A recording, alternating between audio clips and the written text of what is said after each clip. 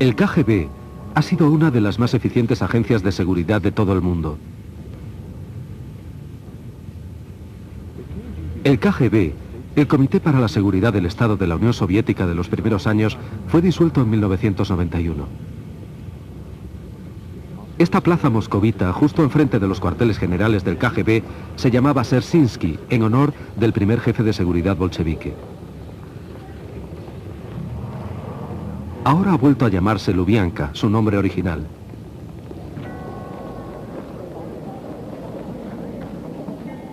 Sin embargo, incluso en la actualidad, KGB es sinónimo de secreto, terror y perversidad. Esta organización soviética para la seguridad ha utilizado distintos nombres durante sus más de 70 años de existencia. Ha sido una institución poderosa y opresiva, temida por toda la población soviética. Las investigaciones sobre el pasado del KGB nos han proporcionado luz acerca de su siniestra existencia. El KGB y sus antecesoras han jugado un papel de la mayor importancia en la historia de Rusia.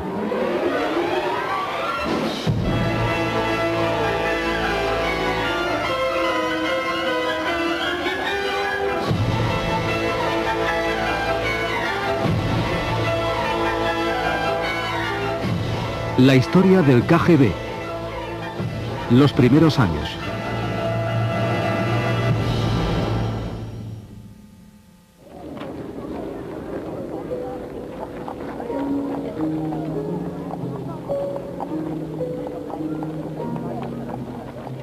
Tras la Revolución de Octubre, los bolcheviques necesitaban organizar una policía secreta.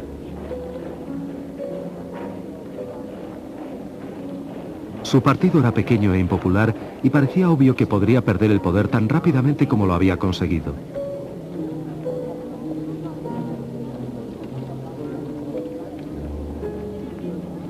El 7 de octubre de 1917, a instancias de Lenin, el Soviet de los Comisarios del Pueblo estableció la Comisión Extraordinaria de todos los rusos para combatir la contrarrevolución y el sabotaje, la infame Checa.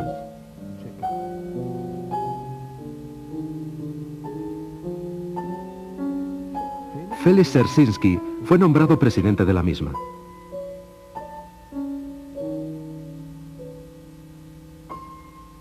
Nacido en 1877, en el seno de una familia polaca noble pero modesta, Dzerzhinsky fue educado en el seno de la religión. Antes de cumplir 20 años, se unió a los revolucionarios y fue arrestado y encarcelado numerosas veces. Fue elegido para el Comité Central Bolchevique en 1906 y era miembro del Comité Revolucionario Militar que estaba detrás de los sucesos de octubre de 1917.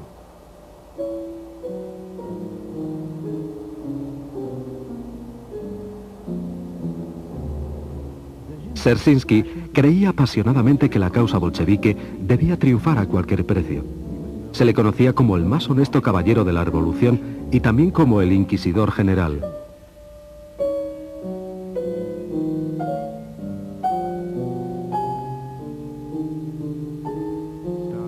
Stalin dijo de él: para la burguesía no existe un hombre tan odiado como el suyo.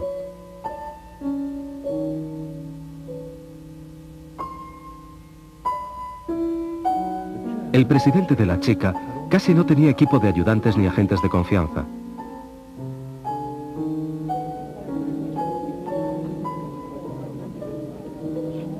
Solamente unos pocos de los primeros 20 hombres permanecerían dentro del círculo interior de Dzerzhinsky, entre ellos Jacob Peters, Iván Xenofontov y Martin Latsis.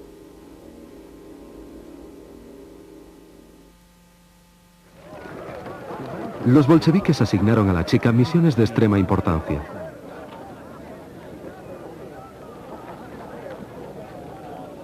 Rusia esperaba que la Asamblea Constituyente definiera y estableciera la base de un nuevo sistema político.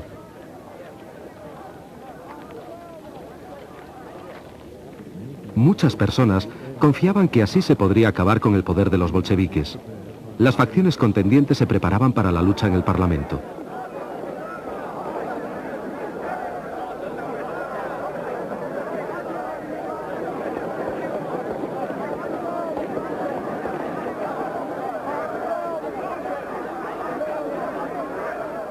Pero los bolcheviques no tenían intención de renunciar al poder en favor de la asamblea legalmente elegida.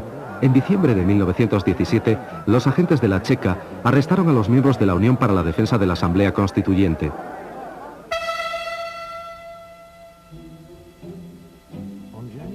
El 5 de enero de 1918, las tropas bolcheviques aplastaron una manifestación de sus seguidores.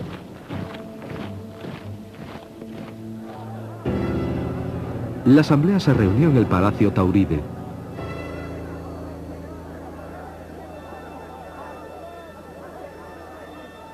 Al día siguiente, guardias dirigidos por agentes de la Checa encerraron a los delegados en el interior del edificio.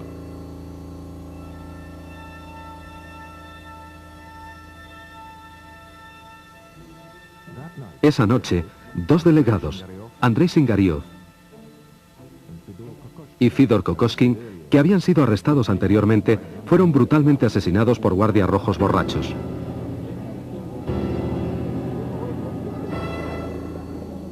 Los asesinatos conmovieron a todo el país y la Checa se vio obligada a arrestar a los dos asesinos. Pero de alguna manera se las arreglaron para soltarles sin castigo y el caso fue cerrado.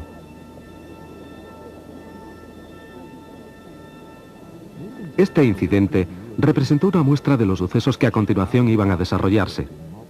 Poco a poco, la Checa adquirió una gran soltura en manipular a las multitudes y causar muertes violentas. Pero la situación de los bolcheviques era precaria. En febrero de 1918, la República Soviética estaba al borde de la derrota militar. Petrogrado estaba amenazado seriamente. Lenin firmó el siguiente decreto: la patria soviética está en peligro. Con él, los agentes de la Checa estaban autorizados a fusilar en cualquier momento y lugar a agentes enemigos, criminales, especuladores, agitadores contrarrevolucionarios y espías alemanes. La Checa podía ejecutar a cualquiera. No se necesitaban pruebas concluyentes de culpabilidad. Esto le permitió mantener una férrea disciplina en la retaguardia del Ejército Rojo.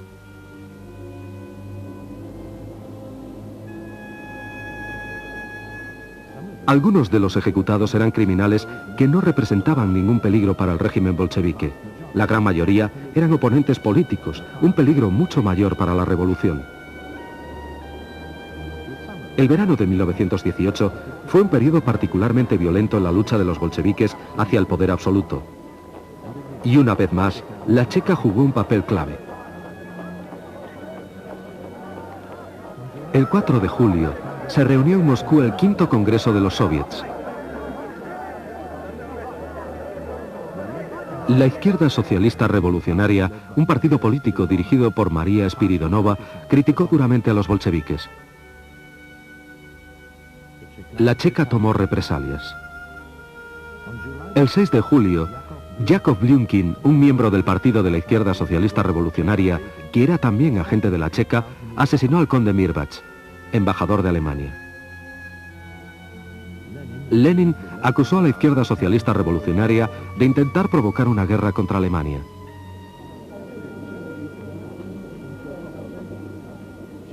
Cuando Dzerzhinsky intentó arrestar al asesino, se encontró con que algunos miembros de la Checa eran leales a la izquierda socialista revolucionaria y se negaron a obedecer sus órdenes. Él y otros jefes bolcheviques fueron arrestados. La lucha había comenzado.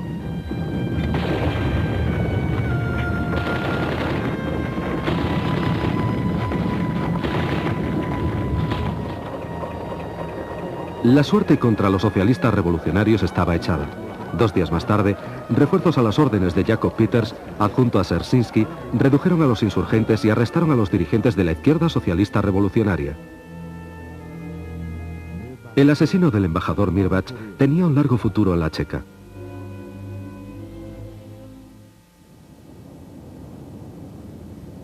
Como resultado de la revuelta de julio, los bolcheviques se hicieron fuertes en el poder, pero todavía no estaban seguros. Su siguiente paso sería el terror organizado. En palabras de Dzerzhinsky, un elemento absolutamente normal de toda revolución. Los bolcheviques esperaron a que se les presentara su oportunidad para lanzar el terror rojo. El 30 de agosto, Moisés Uritsky, presidente de la Checa de la región de Petrogrado, fue muerto. A Lenin le dispararon en Moscú y resultó herido. Los socialistas revolucionarios fueron acusados de ambos atentados.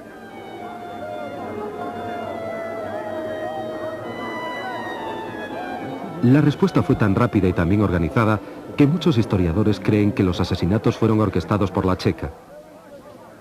Una hora después de que Lenin fuera herido, sin información fidedigna sobre el atentado, Yakov Sverdlov anunció que la clase obrera se vengará por medio del terror contra todos los enemigos de la revolución.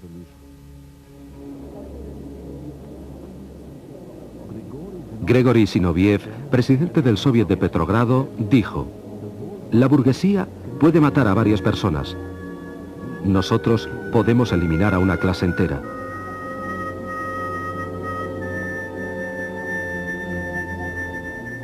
En Petrogrado, inmediatamente después de la muerte de Uritsky y de la declaración del terror rojo, 500 rehenes fueron fusilados. Una ola de ejecuciones barrió el país.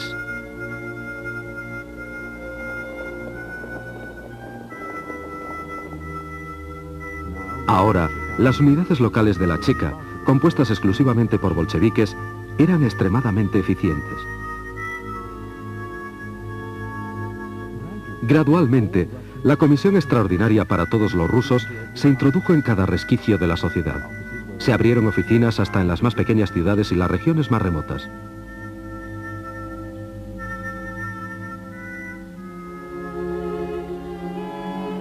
En febrero de 1919, Mikhail Kedrov dirigía el Departamento Especial para la lucha contrarrevolucionaria y el espionaje en el ejército y en la marina.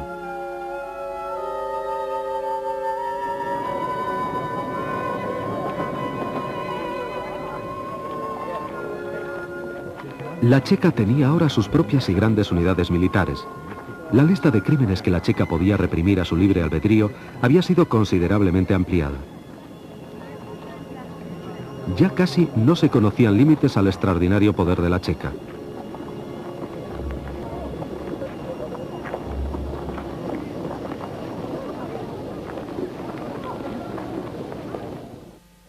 A principios de 1919, Dzerzhinsky y Stalin inspeccionaron conjuntamente el frente del Este. Estuvieron de acuerdo en la importancia de la policía secreta y se daban cuenta de su enorme potencial. Pero el miedo a la Checa no había conseguido paralizar todavía a los enemigos políticos de los bolcheviques. El 25 de septiembre de 1919, una potente bomba estalló en una céntrica calle de Moscú.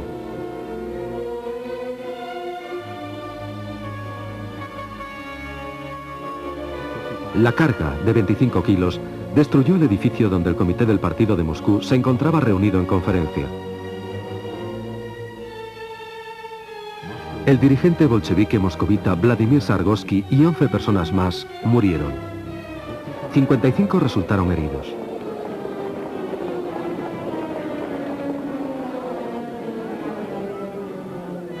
Trotsky y Kamenev ensalzaron a los muertos.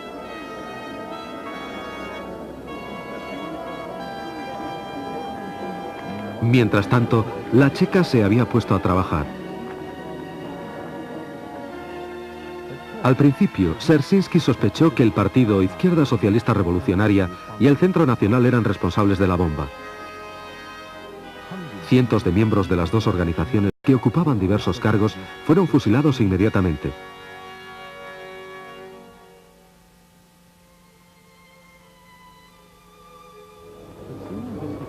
Pero pronto, los investigadores a las órdenes del jefe de la Checa de Moscú, Vasily Mantsev, descubrieron que el encubierto movimiento anarquista había sido el responsable.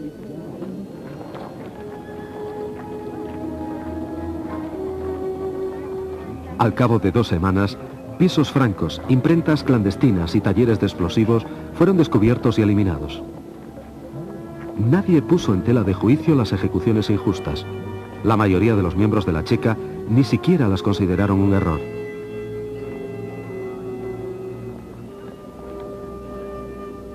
Incluso entre los bolcheviques, nadie se consideraba con las fuerzas suficientes para cuestionar a la Checa en público, aunque en privado comentaban que el eslogan «Todo el poder para los soviets» había sido cambiado por el de «Todo el poder para la Checa».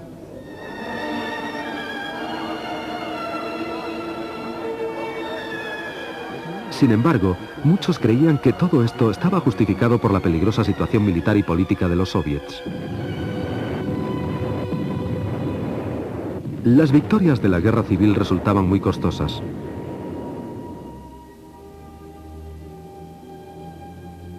El descontento se extendía por todo el país y saltaba en cualquier lugar.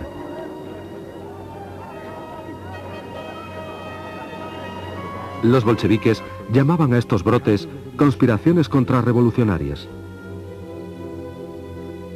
Lenin asignó nuevas e importantes misiones al férreo Félix, que aunque todavía dirigía a la Checa, se había convertido además en comisario del pueblo para asuntos internos.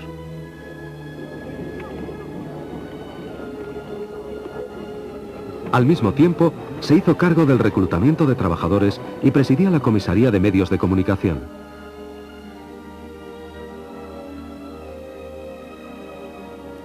Los guardias fronterizos fueron también subordinados a la Checa. Más tarde, Dzerzhinsky tomó parte en asuntos diplomáticos y se convirtió en miembro del comité científico. Todos los asuntos importantes del Estado eran controlados por su servicio secreto. Era obvio que los principales objetivos de la Checa no eran los enemigos de la clase obrera, sino cualquiera que se opusiera al bolchevismo. Desde 1918, los soviéticos requisaban los excedentes alimentarios de los campesinos. Unidades armadas especiales de la Checa, las unidades de los alimentos, se encargaban de esta misión y frecuentemente saqueaban todas las provisiones de un pueblo. Los que intentaban esconder trigo o pan eran ejecutados inmediatamente.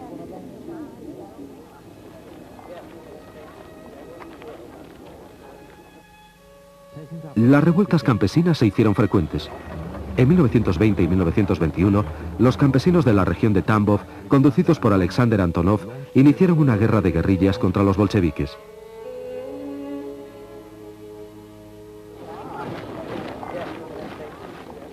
El gobierno soviético respondió con incursiones de castigo.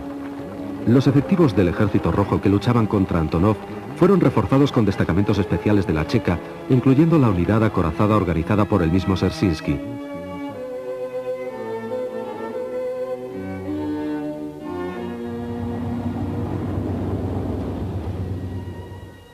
Se tomaron como rehenes a las familias de los rebeldes. Se estableció una red de campos de concentración a través de toda la región. A los grupos de guerrilleros que no se rindieron se les exilió o fusiló.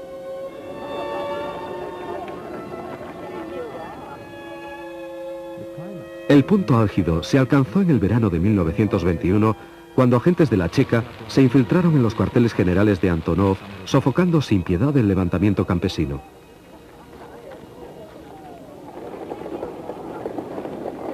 Ese mismo año, los bolcheviques reprimieron también la otra amenaza a su poderío, la revuelta de los marineros de la base naval de Kronstadt.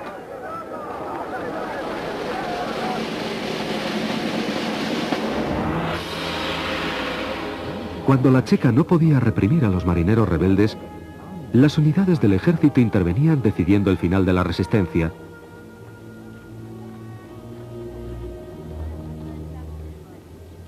Y la Checa remataba el trabajo.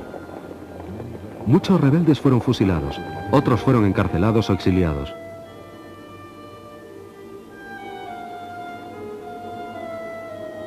Todo esto ocurrió poco después del 1 de mayo.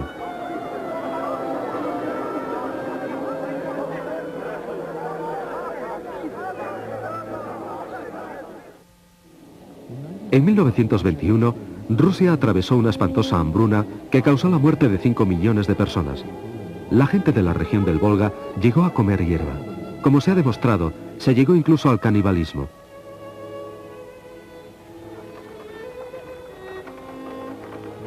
Los labradores huían de sus pueblos tratando de sobrevivir.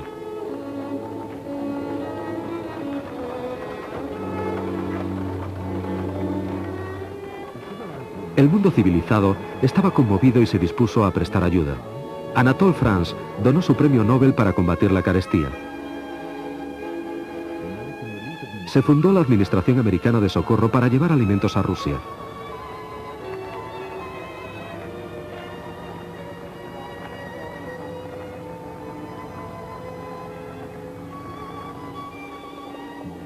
El explorador noruego del Ártico, Fridtjof Nansen, visitó las zonas azotadas por el hambre y pidió un esfuerzo para conseguir la ayuda necesaria.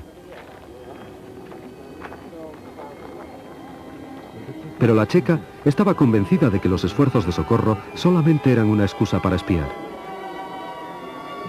Los miembros de la Administración Americana de Socorro eran constantemente vigilados por la checa, incluso en las reuniones oficiales.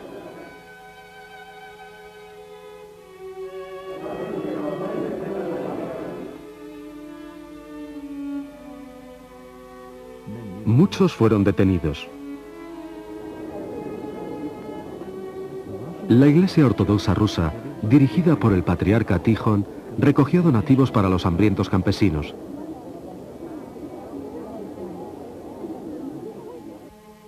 Pero los bolcheviques temían que su autoridad fuera menoscabada y prohibieron los esfuerzos de la Iglesia. El gobierno soviético fundó entonces el Comité Estatal para el Socorro al Hambre. Este solicitó a la Iglesia que donara todos los tesoros que no fueran utilizados para los oficios religiosos.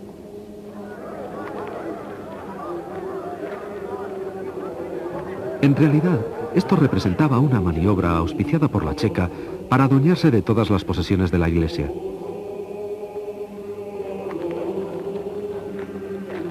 El patriarca Tijón trató en vano de pedir ayuda al gobierno e intentó quejarse a Lenin de la tiranía de la checa. Él no conocía la carta de Lenin dirigida a todas las autoridades locales, apremiándoles a cerrar todas las iglesias y matar a tantos clérigos como fuera posible.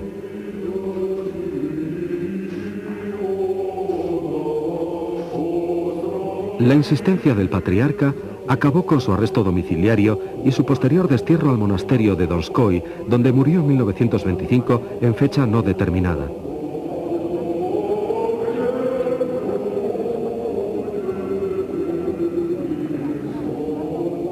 Desde aquel momento, la Iglesia Ortodoxa quedó prácticamente controlada por el Estado. Tras 8 años de dominio bolchevique, la mayoría de las iglesias habían sido desacralizadas o destruidas.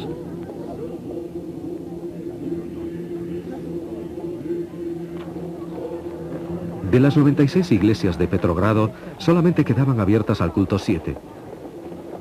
Los monasterios fueron reducidos a campos de labor para miles de religiosos socialmente extraños.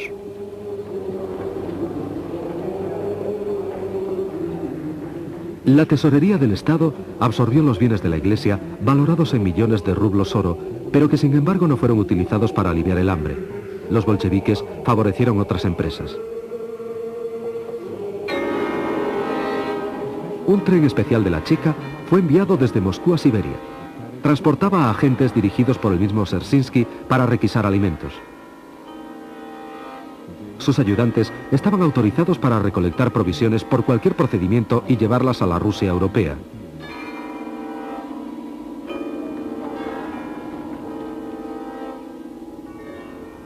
Cuando Dzerzhinsky volvió de su viaje por el pan en febrero de 1922, ya no era el jefe de la Checa, sino el presidente de la agencia política principal, la GPU, creada en el seno del Comisariado Popular de Asuntos Internos, la NKVD.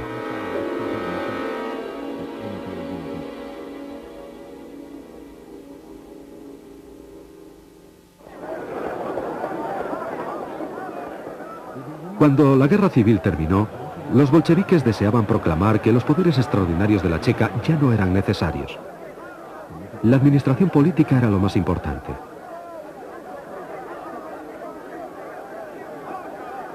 El régimen soviético se encargó de eliminar a los que se oponían abiertamente a él y trató de descubrir a sus adversarios ocultos. La solución de Dzerzhinsky era sencilla. La GPU debe llegar a ser la sucesora de las gloriosas tradiciones y hazañas de la Checa. En el verano de 1922, preparó un juicio contra los dirigentes de los socialistas revolucionarios encarcelados.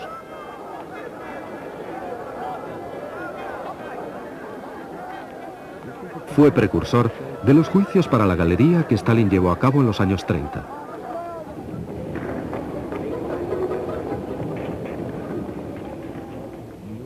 Georgi Piatakov presidió el juicio.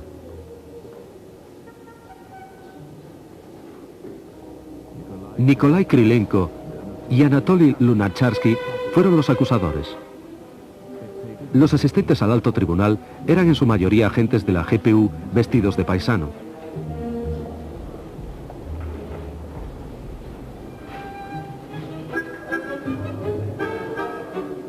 La GPU se había preparado meticulosamente para el juicio. Algunos acusados fueron inducidos a declararse culpables, implicando a sus antiguos camaradas, miembros del Comité Central Socialista Revolucionario. Dos provocadores, Grigori Semyonov y Lidia Konopleva, se habían infiltrado en este grupo de colaboradores. Nikolai Bukharin, que era el defensor, estaba virtualmente controlado por la acusación.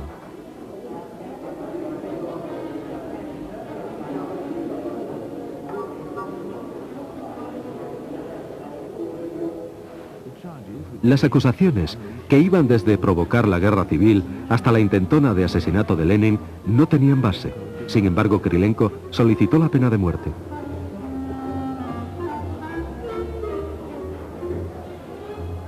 Las cosas no resultaron, sin embargo, como habían sido planeadas. Los que amañaron el juicio no estaban satisfechos. Los acusados no se asustaron y no confesaron.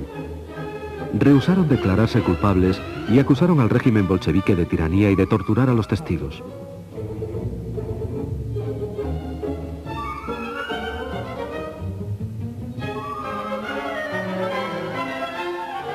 El gobierno no se atrevió a sancionar la pena capital. Lev Kamenev sugirió que la ejecución fuera demorada indefinidamente y que los 12 socialistas revolucionarios fueran encarcelados de por vida.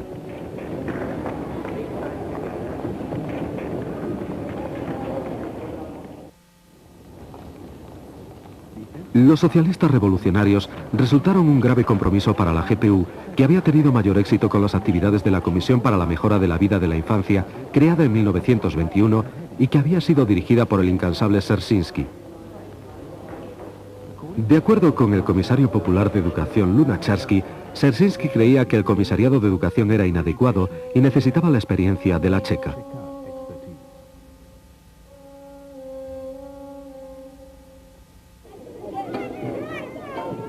El problema era extremadamente serio.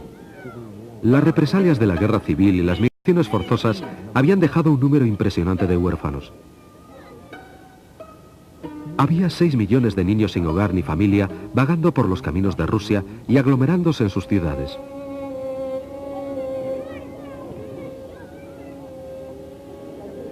Los objetivos de la Checa al fundar esta comisión eran no solo mejorar las condiciones de vida de la infancia, sino disminuir a su vez la delincuencia infantil. Se construyeron orfelinatos especiales en toda Rusia bajo la supervisión de la Checa GPU. Les dieron amparo, ropas, comida y educación elemental. Pero lo más importante era que los niños pasaban a estar controlados.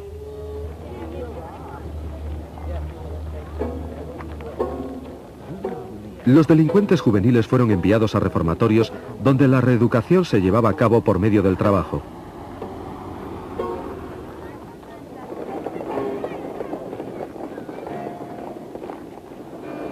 El reformatorio más famoso se llamaba Félix Dzerzhinsky y estaba dirigido por Anton Makarenko.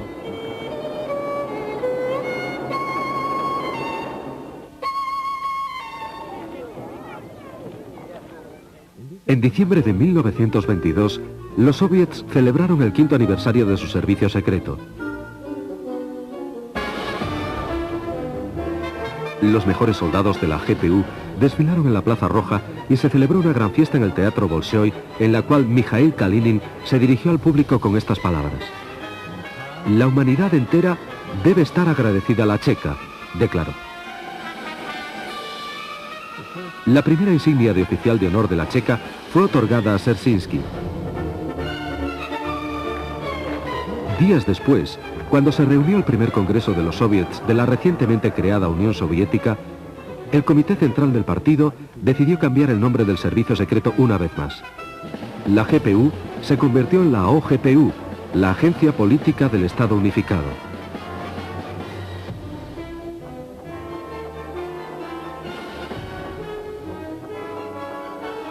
Esta organización debía vigilar no solamente a Rusia, sino a toda la Unión Soviética.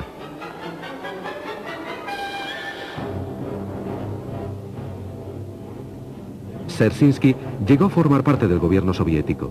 Desde aquel momento en adelante, las principales cabezas de la policía secreta pasarían a situarse en las más altas instancias de todos los organismos del Estado y del partido.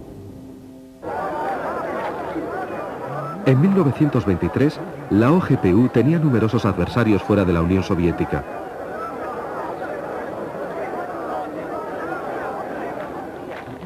El enemigo recurrió con frecuencia a atentados terroristas. El distinguido diplomático soviético Vlakov Borovsky fue tiroteado a quemarropa en Lausanne. En Rusia, la OGPU, famosa por sus métodos terroristas, deploró el asesinato y organizó una protesta pública contra el asesinato político.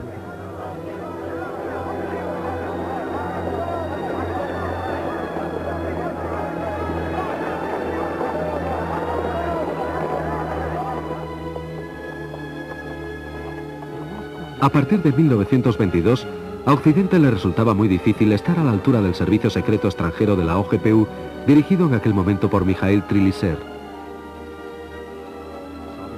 La influencia soviética era especialmente importante en Persia y Afganistán.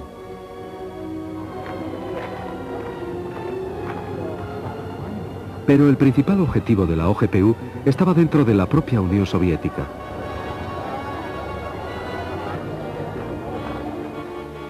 Lenin estaba muy enfermo y era esencial elegir un sucesor. Al mismo tiempo que las luchas internas del partido se hacían más intensas, Lev Trotsky, Nikolai Bukharin, Lev Kamenev, Grigori Zinoviev y Mikhail Tonsky parecían destacar como candidatos principales en la batalla por el poder. Pero solo 3 personas poseían realmente el poder. Trotsky, que controlaba el Ejército Rojo, Dzerzhinsky con la OGPU y Stalin con los aparachiks del partido. El odio a Trotsky unió a Stalin y a Dzerzhinsky.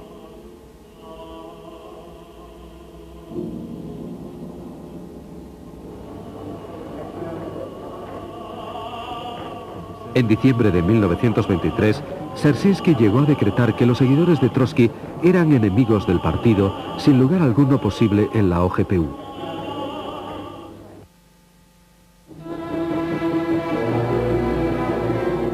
El día 21 de enero de 1924, Lenin moría.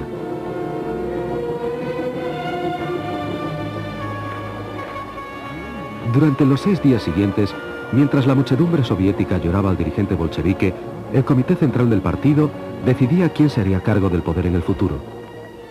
Dzerzhinsky presidía la comisión del funeral de Lenin.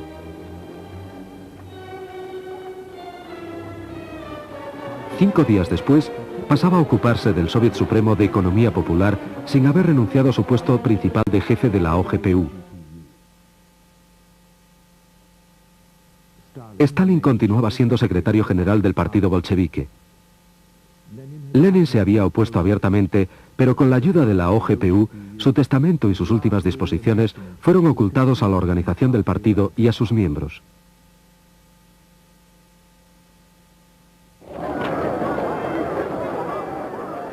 En 1924, esta agencia política se había convertido en una institución muy bien organizada, con cientos de miles de empleados, tanto oficiales como secretos, un gran número de servicios y departamentos y una gran cantidad de soldados que aventajaban a la mayoría de las unidades del Ejército Rojo, tanto en equipos como en entrenamiento.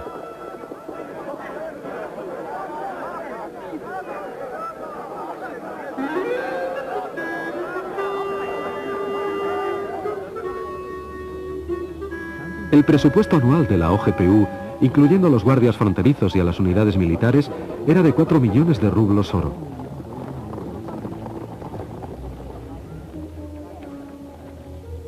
El servicio secreto extranjero tenía un presupuesto de 3 millones de dólares. Los agentes de la OGPU disfrutaban de lujosos apartamentos y tenían acceso a tiendas especiales bien surtidas de artículos de calidad. Los miembros de la OGPU se consideraban como un grupo de escogidos, un Estado dentro del Estado. Al mismo tiempo, tenían directrices especiales para efectuar propaganda política entre las masas y tener estrechos contactos con ellas para reforzar la autoridad de la OGPU.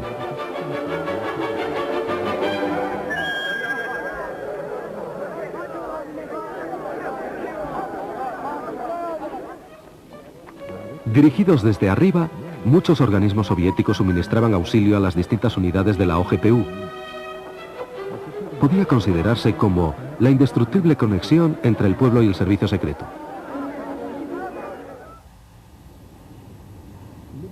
El generoso apoyo financiero y la gran experiencia permitieron al servicio secreto soviético llevar a cabo diversas operaciones que fueron coronadas por el éxito. Una de las más famosas fue la detención en 1924 de Boris Savinkov, un viejo y duro enemigo de los soviets. Savinkov era miembro de la organización militar de los socialistas revolucionarios. Había vivido en el exilio desde 1918, esperando que a los bolcheviques les cambiara la suerte. La OGPU comenzó la cacería de Savinkov. Entre 1921 y 1924, cientos de personas fueron arrestadas y acusadas de asociarse con él. Algunos traicionaron al jefe de los socialistas revolucionarios. Pero no se podía conseguir que Savinkov mordiera el anzuelo y volviera al territorio soviético. No, hasta que le fue ofrecida la jefatura de una organización secreta ficticia. El jefe del contraespionaje de la OGPU, Artur Artusov, supervisó la operación, cuyo nombre secreto era Sindicato 2. El agente de la OGPU, Andrei Fedorov, viajó al extranjero simulando ser un antibolchevique.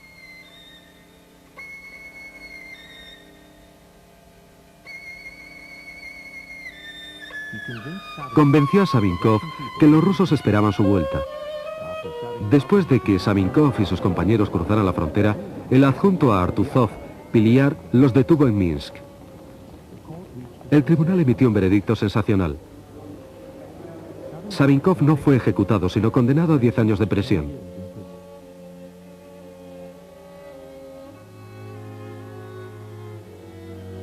Sin embargo, en mayo de 1925 se cayó de una ventana de su prisión. La OGPU dictaminó que había sido un suicidio.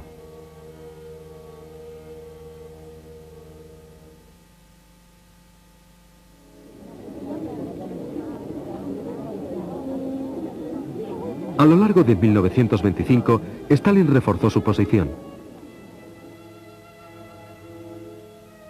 Su maniobra más importante fue cesar a Trotsky como jefe del Ejército Rojo.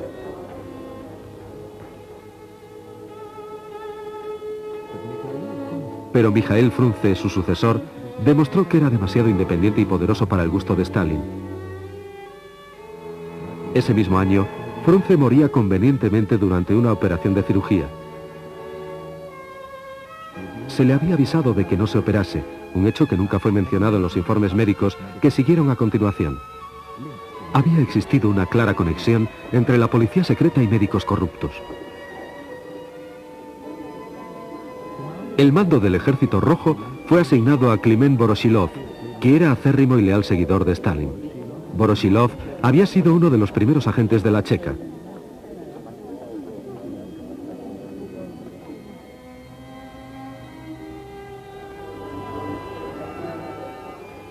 En 1925 tuvo lugar otra lucha intestina por el poder en el seno del partido. Con el firme soporte de Dzerzhinsky, Sergei Kirov se convirtió en secretario de la organización del partido de la ciudad de Leningrado. Sustituyó a Grigori Zinoviev, jefe de la nueva oposición, y estaba resuelto a comprobar la creciente influencia política de Stalin.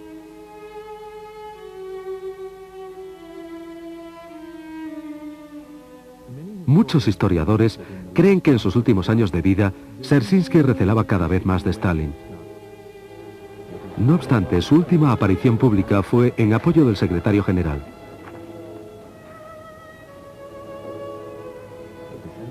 En el pleno del comité del 20 de julio de 1926 se mostraría crítico ante los oponentes de Stalin, Georgi Piatakov y Lev Kamenev. Inmediatamente después de su discurso, Dzerzhinsky sufrió un colapso. El médico acudió a atender al enfermo bastante tarde. 2 horas después, Dzerzhinsky moría en brazos de su subordinado, Abram Belenki.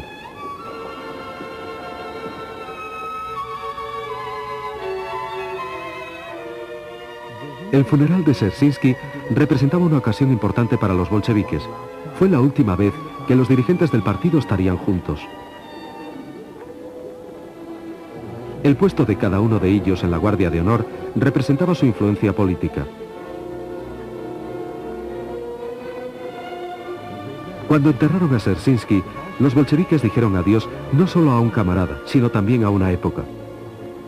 El periodo que más tarde fuera denominado como la época del terror revolucionario romántico había terminado.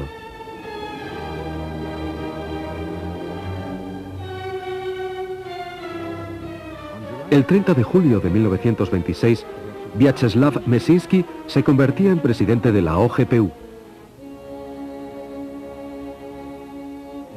Meszynski había nacido en 1874.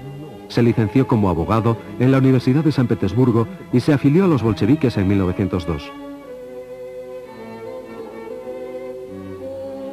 Después del golpe de octubre, Meszynski fue nombrado comisario popular de finanzas y después cónsul general en Berlín. En 1919 fue transferido a la Checa y llegó a ser posteriormente adjunto a Dzerzhinsky.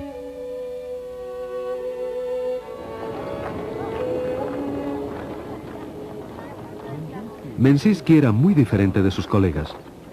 Provenía de la inteligencia, era experto en física, química, le gustaba la astronomía y hablaba 20 lenguas. Era también un caballero, lo que parecía ser un serio inconveniente para una persona de su posición. Trotsky lo describió como un hombre en la sombra. Pero eso era justamente lo que Stalin necesitaba. El nombramiento de Meszynski hizo que Stalin pasara a ser dueño absoluto de la OGPU. El segundo al mando de Meszynski, Genrikh Yagoda, llegó a convertirse en una herramienta en manos de Stalin.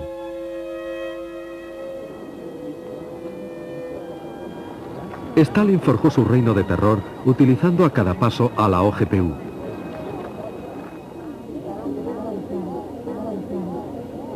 El país estaba en vías de industrialización.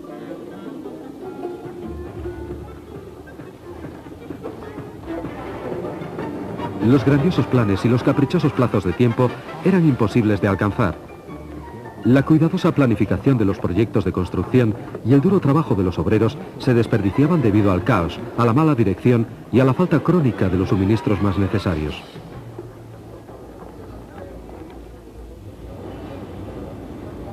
El partido no podía acusar de ello a sus ineptos e inexpertos directores rojos. En su lugar, los bolcheviques buscaron otras cabezas de turco. La OGPU encontró una solución. El desarrollo industrial era lento debido al sabotaje de los especialistas burgueses, etiqueta que fue colocada a los ingenieros veteranos que no tenían un pasado bolchevique. Un grupo de ingenieros experimentados de la cuenca carbonífera del Donetsk fue detenido en 1928, acusados falsamente de actividades contrarrevolucionarias. El caso Shatki, elaborado por la OGPU, fue uno de los primeros juicios para la galería.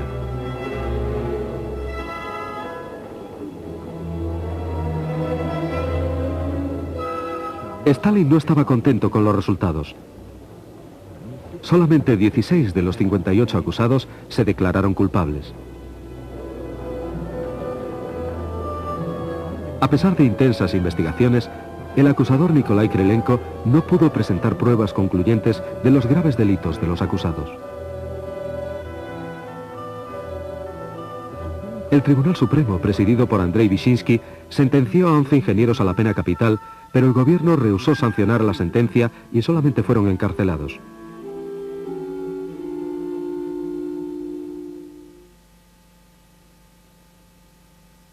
Durante 2 años, Krylenko y la OGPU montaron un nuevo caso. Ahora aparecieron saboteadores en todas las industrias soviéticas. Todas las empresas fueron purgadas. Todos los miembros de la oposición del partido y aquellos que no tuvieran un pasado proletario estaban perdidos. Juzgados en tribunales populares, eran remitidos a las comisiones de la OGPU y enviados a campos de trabajo y de concentración. La Comisión Central de Purgas estaba dirigida por Jakov Peters.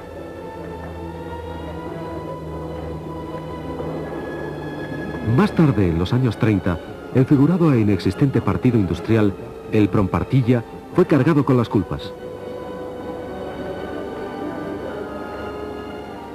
La OGPU corrigió sus primeros errores. Solamente había esta vez 8 acusados. Muchos de ellos confesaron humildemente falsos crímenes y fueron testigos de la acusación. El profesor Leonid Radmin, el supuesto dirigente del Prompartilla, y los otros 7 acusados habían sido forzados por la OGPU para que confesaran.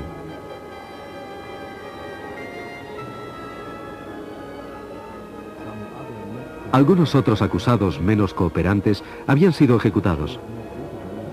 En una representación teatral de Gracia, se sentenció a muerte a aquellos que confesaron, pero se les conmutó la sentencia 2 días después por una pena de 10 años de cárcel.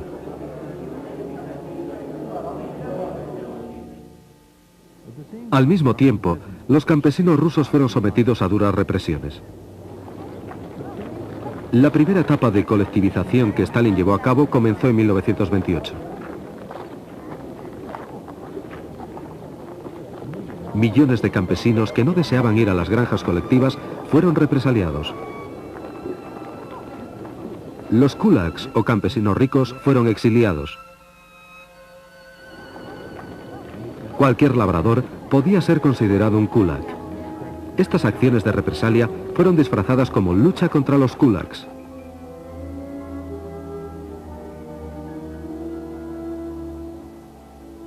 Los pueblos fueron abandonados.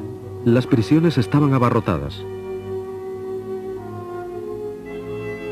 Stalin concibió un nuevo plan: utilizar a trabajadores forzados para construir el socialismo. Los convictos serían utilizados hasta el agotamiento total y después serían desechados. Las prisiones y los campos controlados por el Ministerio de Justicia estaban administrados por la OGPU. Este fue el origen del infame Gulag, la administración de los campos principales. Genrikh Yagoda fue su primer dirigente.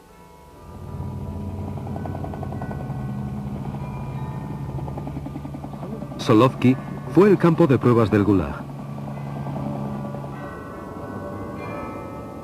En 1923 se inauguró un campo de concentración modelo en la zona del monasterio Solovetsky. Desolado y en ruinas, estaba situado en unas islas a 40 kilómetros de la costa del frígido Mar Blanco. Durante los 6 meses de invierno no había contacto con tierra firme.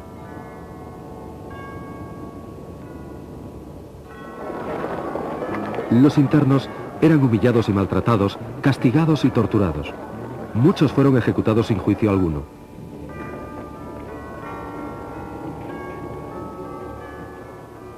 Los principios económicos en que se basaba el Gulag fueron puestos a prueba en Solovki: conseguir el máximo esfuerzo de trabajo al mínimo costo.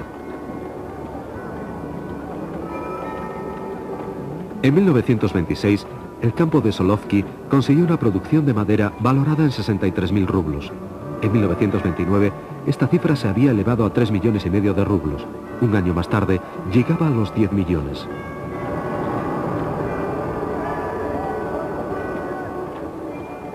El número de convictos pasó de 3.000 en 1923 a 50.000 en 1930.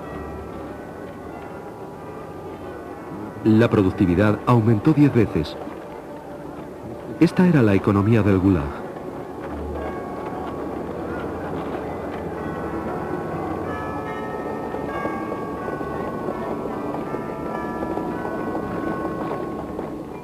Pero la empresa maderera, incluso a escala gigantesca, no tenía un gran impacto político.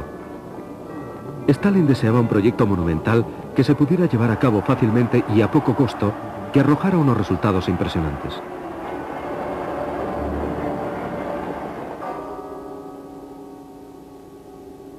La construcción de un canal entre los mares Blanco y Báltico comenzó en septiembre de 1931. Miles de sentenciados serían sacrificados en este gigantesco proyecto supervisado por la OGPU.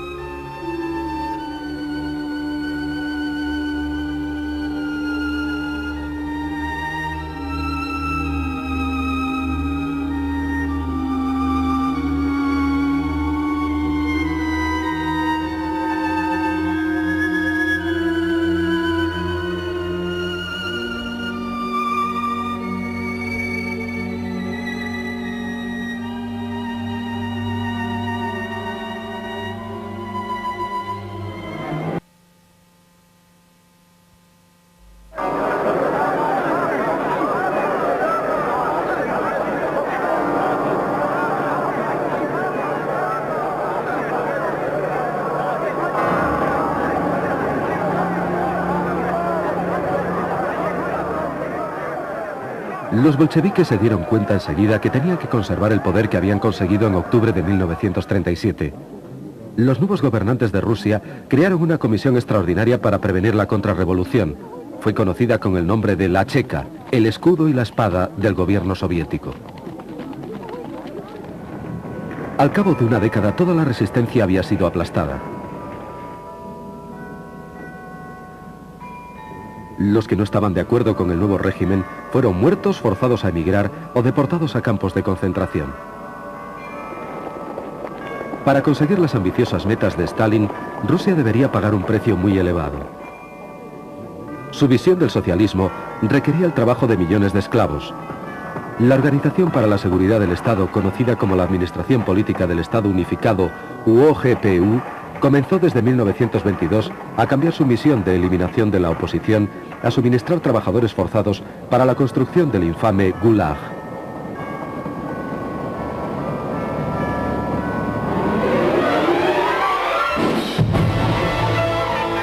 La historia del KGB.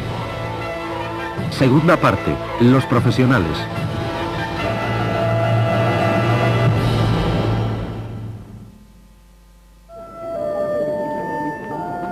El primer gran proyecto de la OGPU, un canal entre los mares Blanco y Báltico de poco valor práctico, debía demostrar al mundo el impresionante potencial soviético. El canal de Belomor cruzaba el árido terreno de la Rusia del Norte.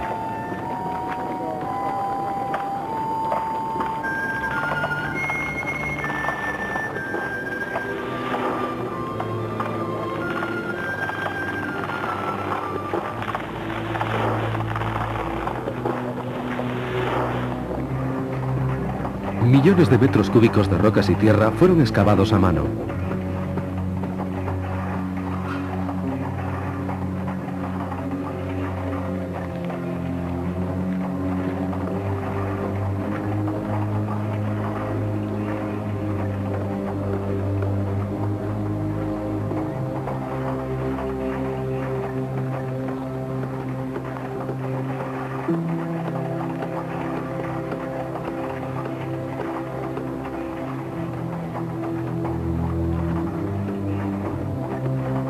Docenas de diques y pantanos fueron construidos en menos de 20 meses. Incluso los noticiarios cinematográficos oficiales fueron testigos de estos horrores. Alexander Solzhenitsyn estimó la mortandad de los trabajadores forzosos en 1 millar de personas al día. Al cabo de un año, un número enorme de obreros había perecido, solo para ser sustituidos a continuación.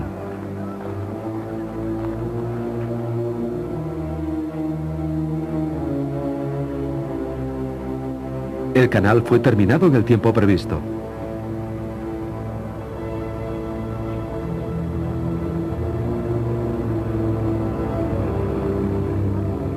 Los dirigentes de la OGPU se lo comunicaron orgullosamente a Stalin antes de la celebración del 1 de mayo de 1933.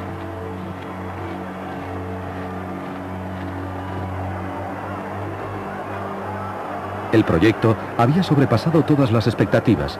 Solamente se habían gastado la cuarta parte de los 400 millones de rublos presupuestados.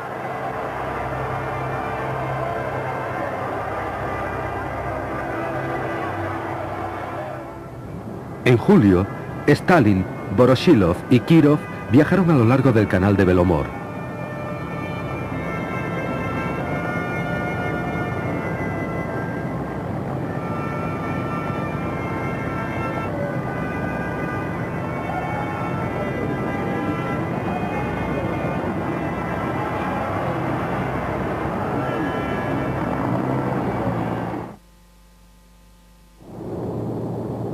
La OGPU pasó a encargarse de otros proyectos.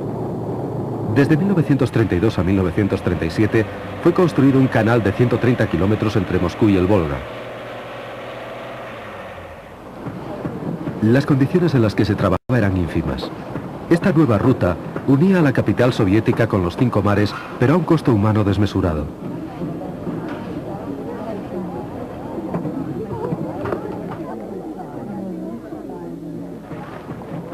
La construcción ferroviaria se hizo posible gracias a los trabajos forzados.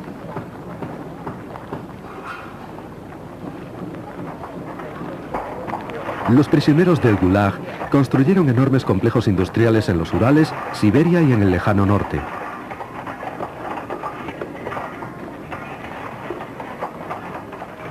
Los convictos ayudaron a construir el metro de Moscú, una maravilla de la ingeniería.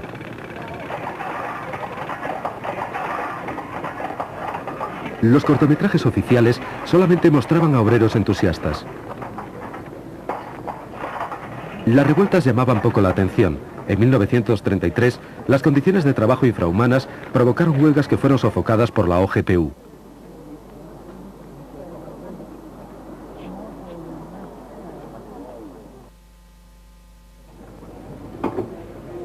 La seguridad soviética deseaba tener el control total de la población. La emisión de pasaportes domésticos en 1932 fue uno de los primeros pasos. Solo aquellos que tenían todos sus papeles en regla pudieron obtener la documentación. La más ligera irregularidad en el historial de una persona era motivo de prisión. Ahora el gobierno podía también supervisar y limitar los viajes.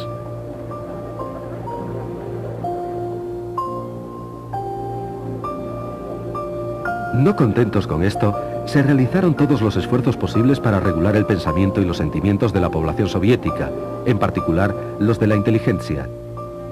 Lenin había desdeñado la inteligencia llamándola más o menos basura. Desde los primeros días de la revolución en este estrato social había estado constantemente vigilado por la Checa. Los científicos, artistas, filósofos y escritores fueron los primeros en sufrir el exilio, la encarcelación y la ejecución.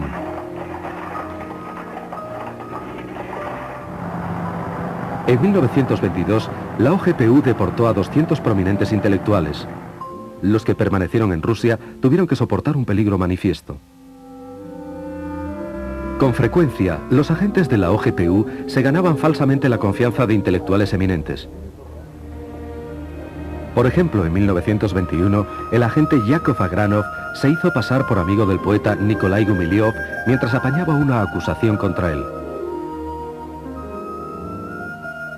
Gumilyov fue denunciado por traidor y fusilado.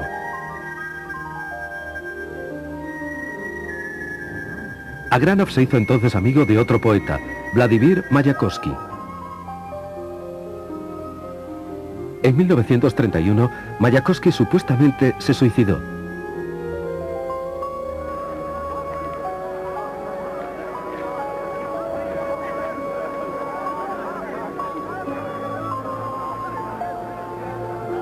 Todavía existen muchas dudas acerca de la muerte de otro genio de la literatura, Sergei Yesenin.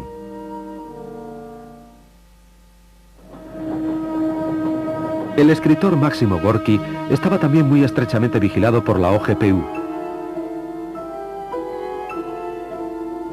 En 1928, Gorki aceptó en su residencia de Italia una invitación del gobierno soviético para volver a su patria. El delegado jefe de la OGPU, Henryk Jagoda, asumió la responsabilidad personal del éxito de la vuelta a Rusia y de su simultánea reeducación.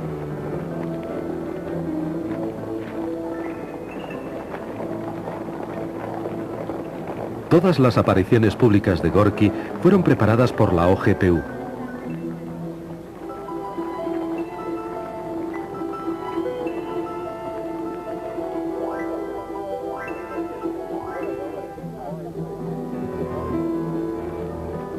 La gente que le rodeaba, incluyendo su cocinero y su jardinero, fueron seleccionados y controlados por la policía secreta.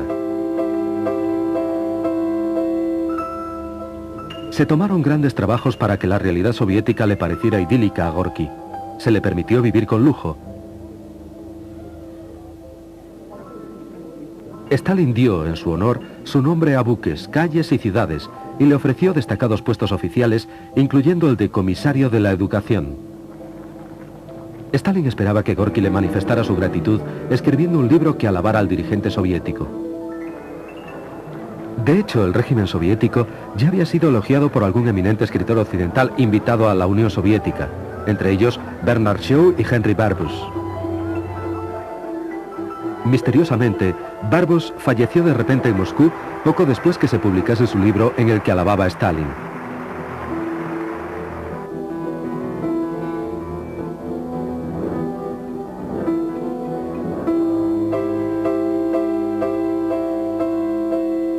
Pero Gorki no quería escribir un libro sobre el jefe del partido. A diferencia de los escritores extranjeros, él conocía las implicaciones del socialismo de Stalin. La colectivización de la agricultura acabó en una hambruna que se llevó, incluso en la estimación a la baja de la OGPU, 3,5 millones de vidas. Entre Stalin y Gorki comenzó a crecer la tensión. El escritor fue aislado. No se le permitía salir de la Unión Soviética. En 1934, Gorki sucumbió a las presiones y aceptó a dirigir la Unión de Escritores Soviéticos que estaba manejada por el partido.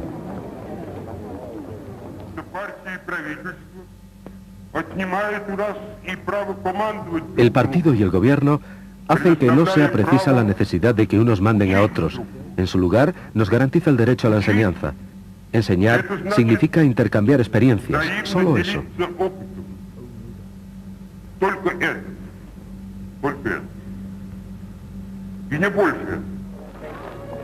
Con Gorki como escudo protector, tanto Stalin como la OGPU se aseguraron el dominio en el campo literario. Más de la tercera parte de los 600 delegados del primer Congreso de Escritores Soviéticos fueron víctimas de los horrores de la policía secreta.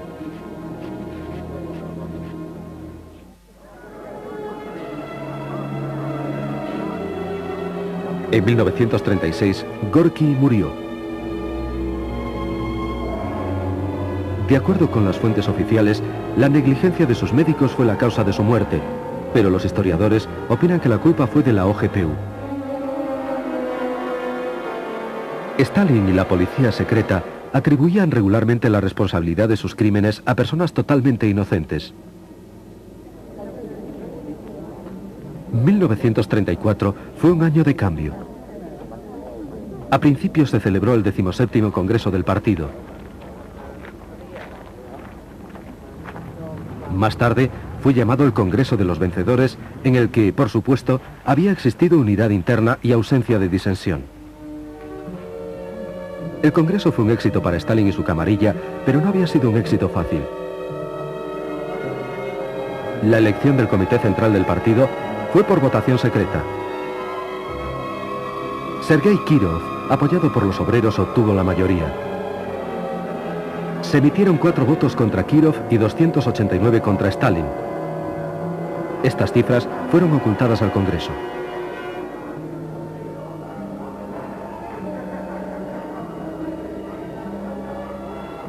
Stalin llevó a cabo un fraude masivo falsificando los resultados.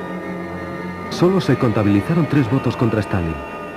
El equipo de grafólogos de la OGPU descubrió quiénes se habían opuesto a Stalin.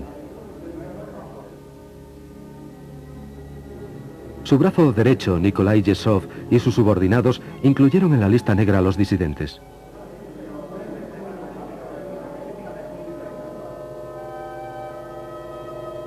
Poco tiempo después, el presidente de la OGPU, Vyacheslav Mesinsky, murió.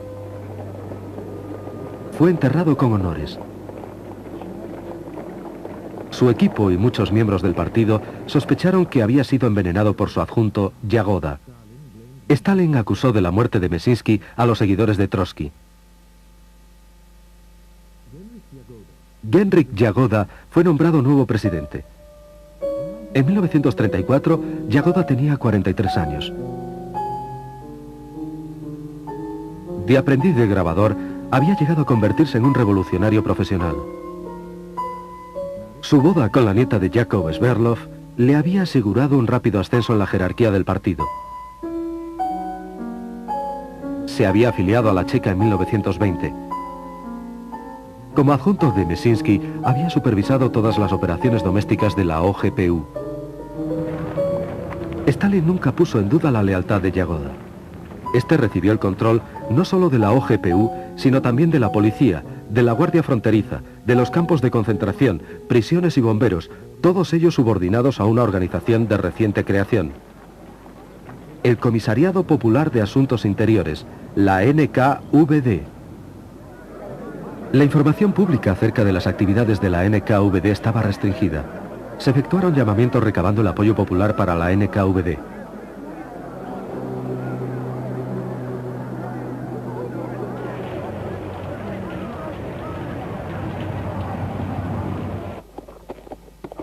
Los noticiarios cinematográficos mostraban a los guardias fronterizos mientras patrullaban a lo largo de la mayor frontera terrestre que existía en el mundo.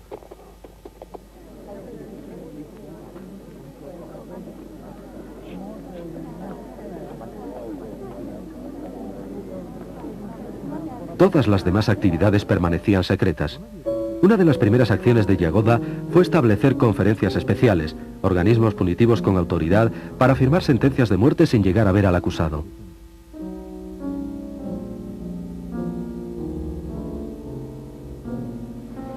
Las conferencias especiales fueron denominadas justicia de ametralladora. El genocidio de la policía estatal alcanzó todavía mayores proporciones y revistió mayor intensidad. Stalin necesitaba un pretexto para lanzar la más gigantesca campaña de terror de la historia. El 1 de diciembre de 1934 lo consiguió por fin. Sergei Kirov fue herido mortalmente en los cuarteles generales del partido en Leningrado.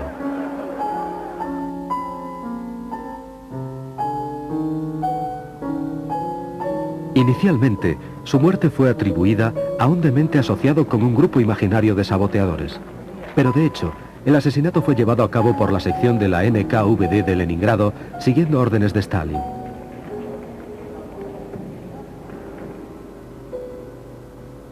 Las pruebas de que un matón de la NKVD había sido el autor de los disparos desaparecieron cuando todos los posibles testigos del asesinato fueron ejecutados. Posteriormente, Stalin acusaría a sus principales oponentes políticos, Grigori Zinoviev y Lev Kamenev, de la muerte de Kirov.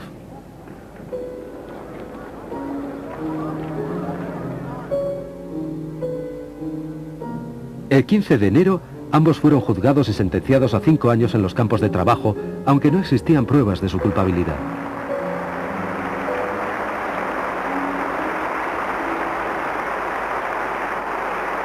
La época del terror había comenzado.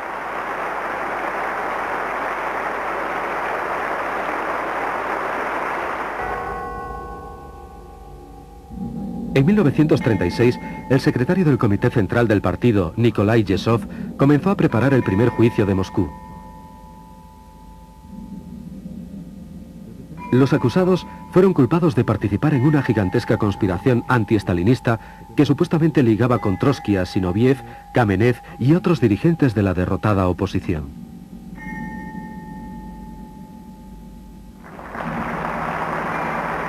El juicio de agosto de 1936 terminó con la pena de muerte para todos los acusados.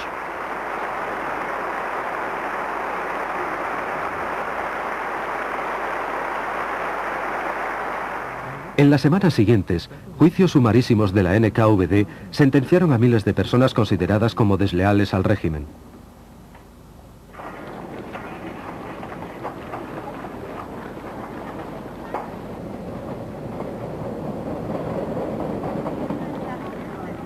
Muchos comunistas extranjeros que vivían en la Unión Soviética fueron arrestados.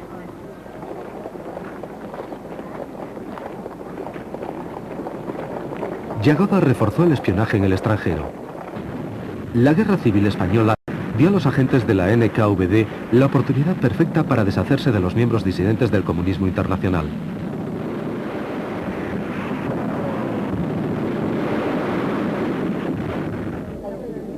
Aquellos comunistas extranjeros que se habían opuesto a Stalin y que temerariamente habían marchado como voluntarios a luchar en España fueron identificados y secretamente ejecutados durante las hostilidades. En la segunda mitad de 1936, obedeciendo una orden de Stalin, la NKVD se preparó para el segundo juicio de Moscú. Los arrestados fueron acusados de ser dirigentes de una organización paralela. Supuestamente, la organización había estado preparando el lanzamiento de una campaña de terror en caso de que la conspiración de Zinoviev y Kamenev fallara. Entre los 17 acusados estaba Grigori Sokolnikov, un antiguo ministro de Finanzas.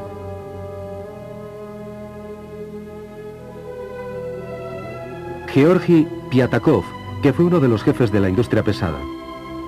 Karl Radek, el famoso periodista, y otros. El 30 de junio de 1937, 30 personas completamente inocentes fueron fusiladas en los sótanos de la NKVD.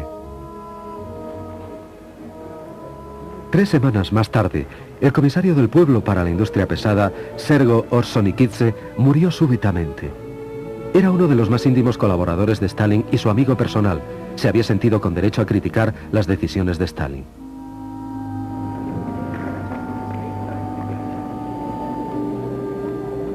La ausencia de Yagoda en el funeral de Orsonikidze demostró públicamente la pérdida de su influencia.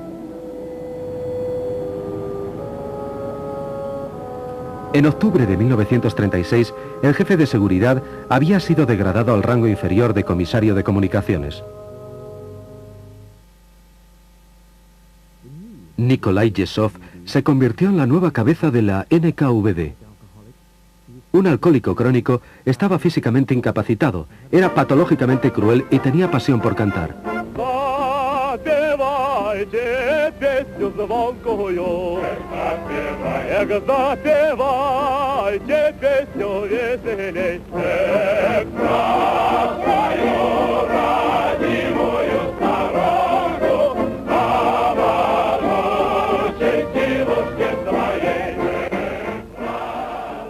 El periodo más espantoso de la historia soviética había comenzado.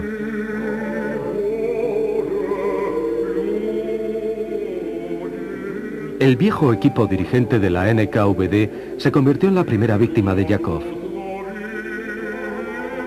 Casi todos los oficiales de alta graduación de la policía secreta fueron convocados a Moscú. No regresarían jamás. Yesov diezmó los cuadros del servicio secreto militar soviético. En 1937, el legendario viejo alias general Grishin, alias Jan Bersin, jefe de la administración del Servicio Secreto Militar del Ejército Rojo, que estaba prestando servicio en España, fue llamado a la Unión Soviética, donde fue ejecutado. Al mismo tiempo, la NKVD eliminó a docenas de sus propios espías. Cadáveres sin identificar fueron encontrados en los oscuros callejones de París, Génova y otras ciudades. En junio de 1937, el terror golpeó al alto mando del Ejército Rojo. Los más distinguidos oficiales de alta graduación, Tukhachevsky, Yakir, Uborevich, Eidemann, Kork y otros, fueron acusados de conspiración antisoviética y ejecutados. Menos de un año después, los oficiales que juzgaron a Tukhachevsky y a sus compañeros fueron a su vez eliminados. El jefe supremo de la Fuerza Aérea, Yakov Alnis, el jefe de ejército del Extremo Oriente, Vasily Blyuker, el jefe de la región militar de Leningrado, Pavel Divenko, y el mariscal Alexander Yegorov perecieron juntamente con decenas de millares de oficiales de diversa graduación y posición. El éxito de esta purga fue celebrado en una reunión para conmemorar el 20º aniversario del aparato de seguridad soviético, que había comenzado con la Checa, continuó con la OGPU y estaba ahora encarnado en la NKVD. El acontecimiento se conmemoró el 20 de diciembre de 1937 en el Teatro Bolshoi. Anastas Mikoyan dijo: "Cada ciudadano de la Unión Soviética es un empleado de la NKVD". El aniversario fue celebrado también en todo el país.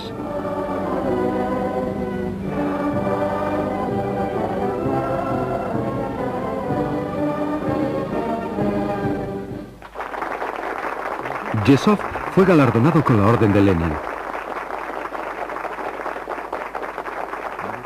Unidades militares, empresas industriales e incluso maquinarias fueron llamadas en su honor como él.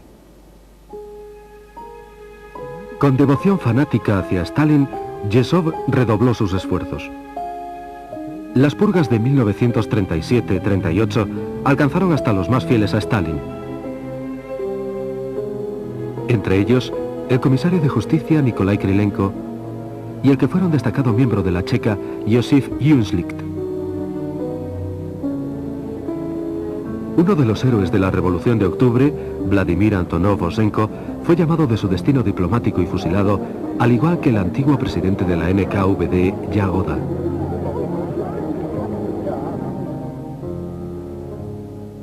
Yagoda era el principal testigo y colaborador de los crímenes de Stalin, incluyendo el asesinato de Kirov. Cuando a Stalin le fue imposible evitar las sospechas públicas del asesinato, hizo recaer la culpa en la NKVD dirigida por Yagoda. Súbitamente, se relacionó a Yagoda con Trotsky y se le hizo responsable de las muertes de Mesinsky y Gorky.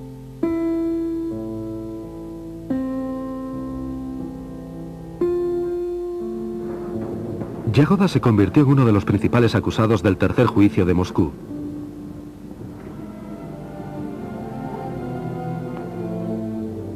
Junto a él estaba el teórico y miembro del Politburó Nikolai Bukharin, el jefe del gobierno soviético Alexei Rykov, el secretario del Comité Central Nikolai Kresinsky, antiguo adjunto a Lenin,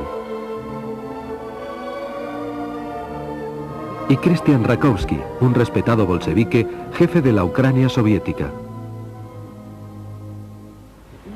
El infame Andrei Vyshinsky representaba a la acusación.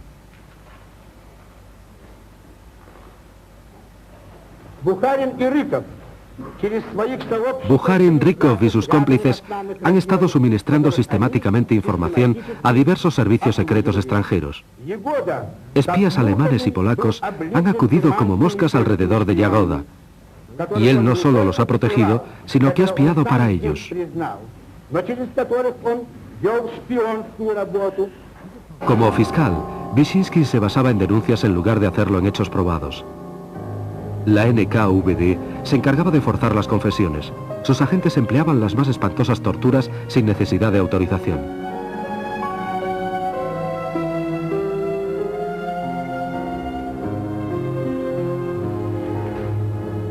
La única forma de evitar la tortura era el suicidio. Algunos se atrevieron a cometerlo, entre ellos Mikhail Tomsky, Jan Gamarnik y Piotr Skripnik.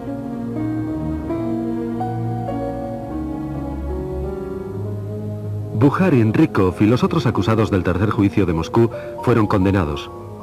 Todos fueron pasados por las armas como enemigos del pueblo.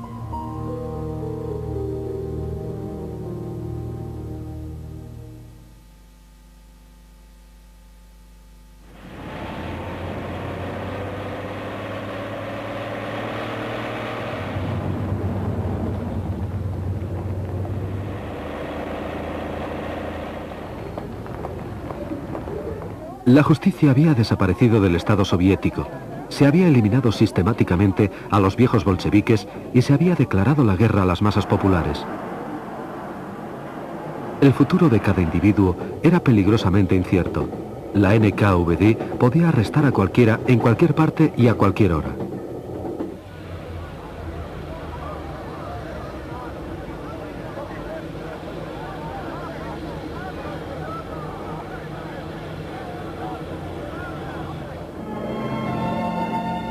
Mediante una ley promulgada en 1935, a partir de los 12 años de edad, se podía aplicar a los ciudadanos responsabilidades criminales y penales. Los niños podían ser encarcelados o condenados a muerte.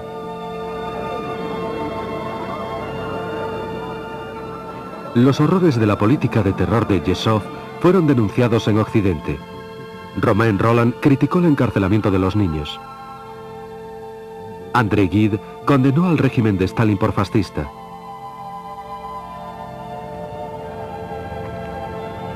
Incluso Herbert Wells, que siempre había simpatizado con la causa soviética, no pudo ya seguir emitiendo juicios favorables a la misma. Pero Stalin todavía tenía aliados. Leon Feuchtwanger, que visitó la Unión Soviética en 1937, escribió una oda al dirigente soviético. Mi primera impresión es la de que Stalin es una persona sencilla. El pueblo soviético no solo le respeta, sino que le adora. Nadie podría tener más mérito para ser el representante de 170 millones de personas.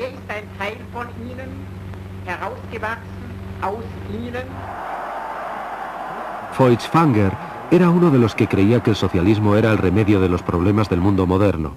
Él prefería a Stalin mucho antes que a Hitler.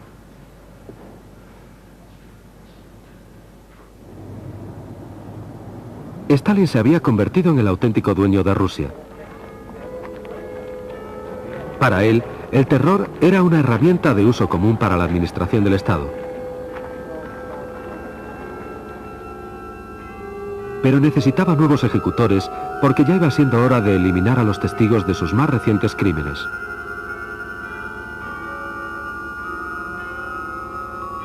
El 28 de julio de 1938, Laurenti Beria fue nombrado adjunto a Yezhov. A diferencia de otros protegidos de Stalin, Beria no era solamente uno del apparatchik del partido, era además miembro de la policía secreta. En los años 20, su falsedad, insidia y fenomenal energía permitieron a Beria labrarse una rápida carrera en la Checa de Georgia.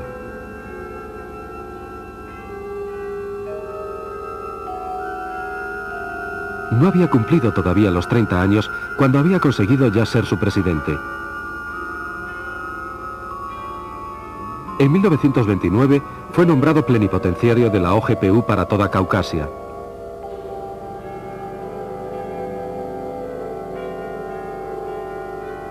Stalin coincidió con él durante unas vacaciones en Georgia. A partir de entonces, Beria continuó su escalada, pero ahora dentro ya de la jerarquía del partido.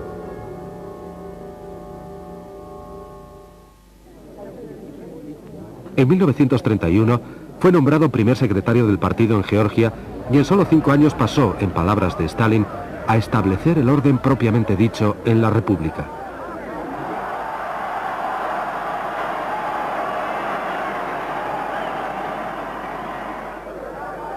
Hacia 1937, Beria se había convertido en el dictador de Georgia, un pequeño Stalin.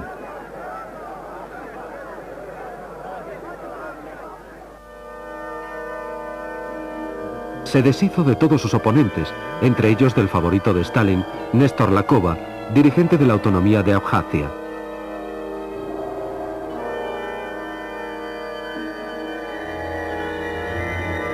Lakova fue elegido sucesor de Yagoda en la NKVD, pero rechazó el nombramiento. No deseaba abandonar Abjasia, prefirió quedarse para luchar contra Beria por el dominio de Transcaucasia.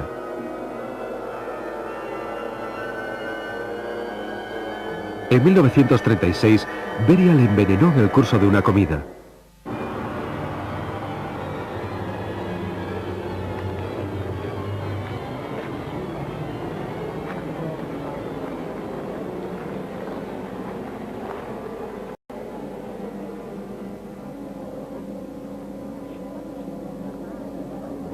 Al año siguiente, todos los parientes de Lakova habían sido eliminados.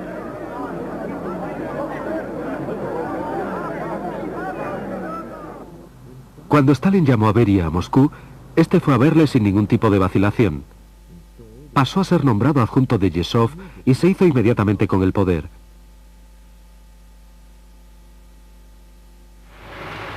El 9 de diciembre de 1938, la prensa anunció su nombramiento como jefe de la NKVD. Yesov, como su predecesor Yagoda, fue denunciado y desapareció, así como los miembros de la NKVD que habían estado a sus órdenes, los mismos gloriosos hijos de la madre patria, como recientemente habían sido llamados en el Kremlin.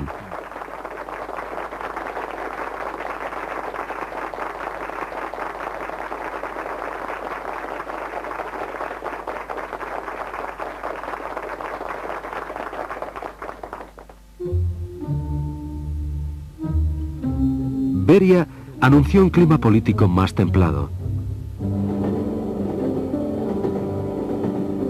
Varias docenas de prisioneros del Gulag fueron liberados, entre ellos Konstantin Rokossovsky, Andrei Tupolev y Lev Landau.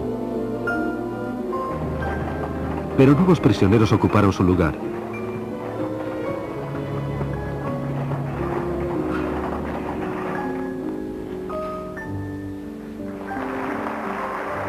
Entre las últimas víctimas de Stalin estaba su reciente favorito, el jefe del Komsomol, Alexander Kosarev. Para la juventud soviética, no existe nada más valioso que nuestro gran partido comunista bolchevique y nuestro querido camarada Stalin.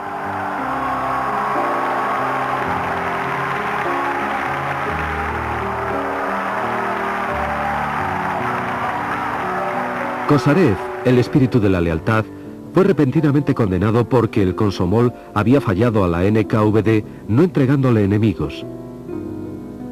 En noviembre de 1938, Beria en persona fue a arrestarle a su casa. 3 meses más tarde, Kosarev fue ejecutado.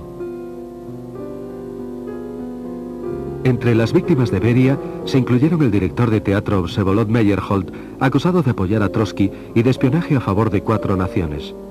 Nunca volvió de la prisión.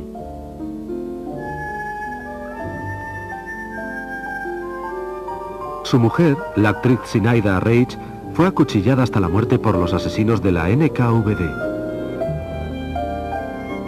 El periodista Mikhail Kolstov y el escritor Isaac Babel fueron acusados de actividades antisoviéticas y protrotskistas y fueron fusilados. Antes de su ejecución, la NKVD los había interrogado intentando obtener pruebas que incriminaran a otros intelectuales. Al escritor Boris Pasternak, a Yuri Olesha, a Ilya Ehrenburg y al compositor Dmitri Shostakovich. La policía secreta preparó otro juicio para la galería.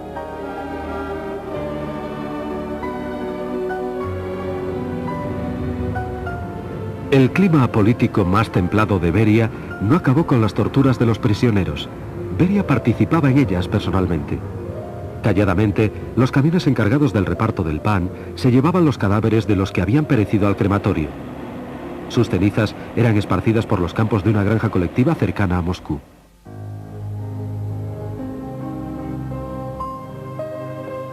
En 1940, Beria supervisó personalmente la operación para asesinar a Trotsky, el enemigo más odiado de Stalin. La NKVD reclutó a Ramón Mercader. El español golpeó a Trotsky en la cabeza con un pico de montaña en su estudio de la Ciudad de México. El 21 de agosto, Trotsky murió.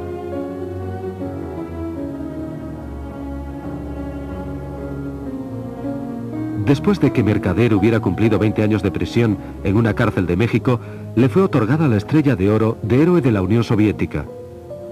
Murió en Cuba en 1978 y fue enterrado en Moscú con el nombre de Ramón Ivanovich López.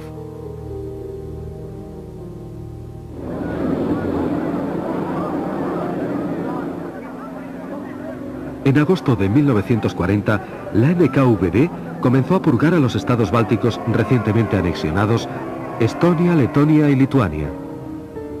En octubre, todos los sospechosos de albergar sentimientos antisoviéticos fueron exiliados. Otros más le siguieron en 1941 y de nuevo otra vez en 1944. En total, más de 700.000 personas.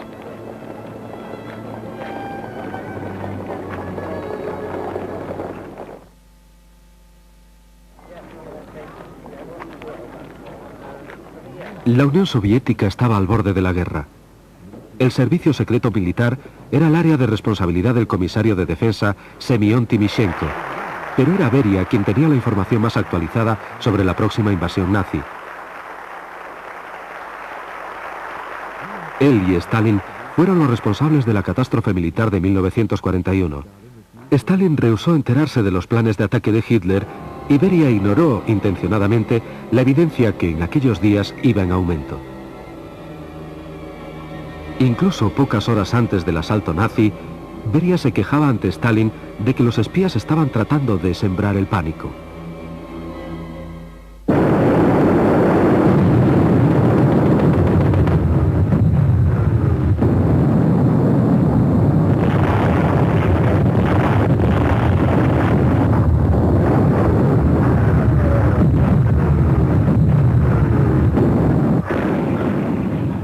La guerra trajo consigo más trabajo para la NKVD, pero ello no cambió sus métodos.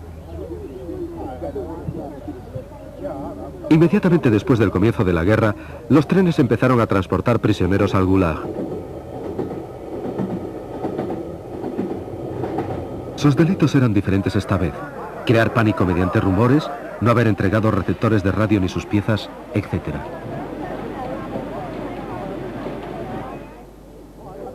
También se encarceló a soldados que habían sobrevivido a asedios.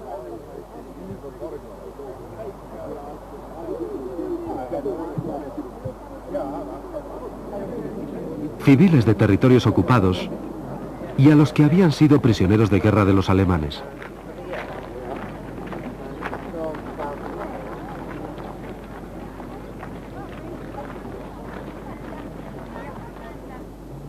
Grupos étnicos enteros del interior de Rusia fueron acusados de colaboración con los alemanes.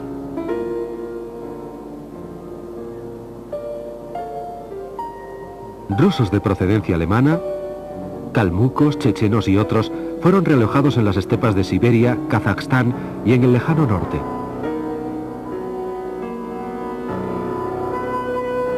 Fueron seguidos en 1944 por los tártaros de Crimea.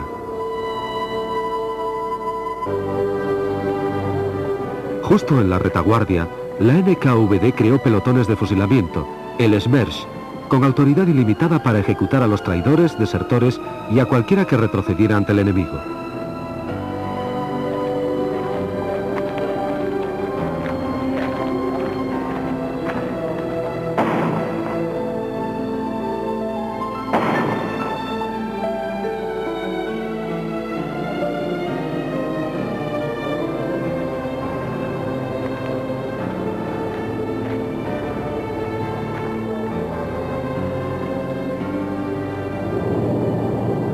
La NKVD también tenía unidades de combate. Batallones de sabotaje operaban detrás de las líneas enemigas.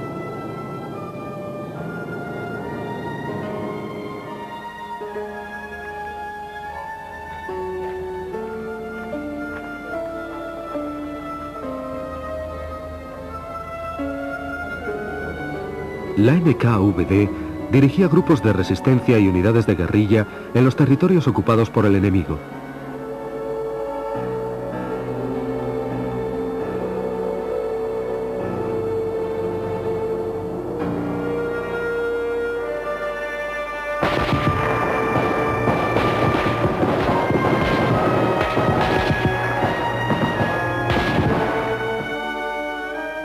En 1943, los alemanes descubrieron una tumba colectiva de oficiales polacos en el bosque de Katyn, cerca de la ciudad de Smolensk. Se responsabilizó a la NKVD. Después de que Smolensk fuera liberada, Beria creó una comisión de investigación que debía determinar que los polacos habían sido ejecutados por los alemanes, aunque para ello tuviera que ocultar las pruebas en contra.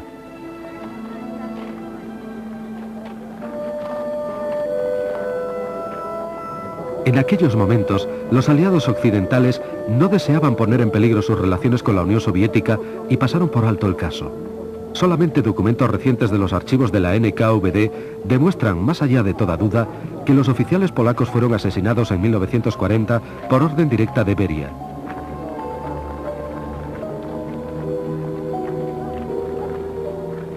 También ordenó ejecuciones de prisioneros polacos en los campos de concentración cercanos a Kalinin y Kharkov. Un total de más de 22.000 oficiales polacos murieron. Cuando la guerra se acercaba a su final, había más de 2 millones de prisioneros de guerra alemanes en Rusia. La NKVD tenía que utilizar esta fuente de mano de obra.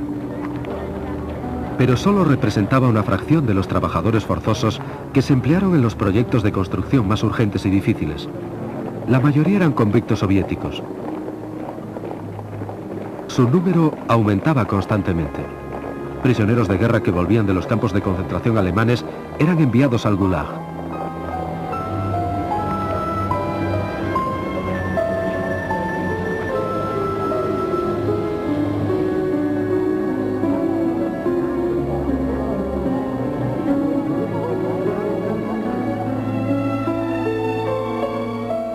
Stalin dirigía a Beria y a sus oficiales. A Beria se le concedió las órdenes de Lenin y de la Bandera Roja. Por el realojamiento de las naciones del Cáucaso y de Crimea, recibió la mayor recompensa de un jefe militar, la Orden de Suvorov. También fue nombrado héroe del trabajo socialista.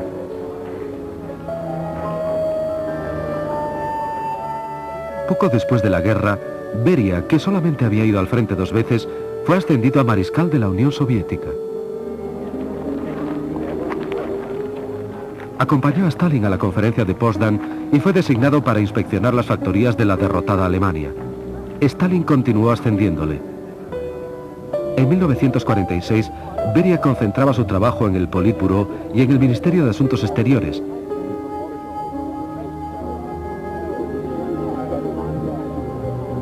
Al mismo tiempo, encabezaba el Ministerio de la Seguridad del Estado. Se le encomendó supervisar la investigación nuclear.